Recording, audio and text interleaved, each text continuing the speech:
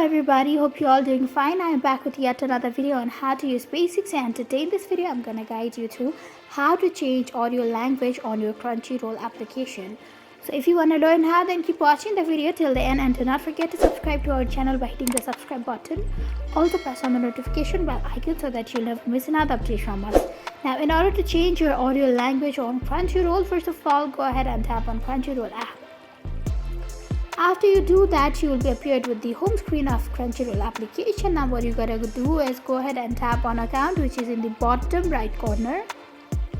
After you do that, you will be available with several options here. What you gotta do is go ahead and tap on audio language, which is under my account. That is the second option.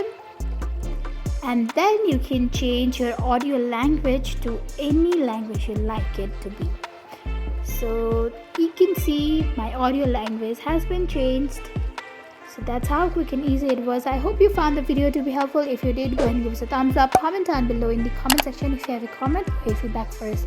I'll send you back with more tutorial like this. Goodbye till then.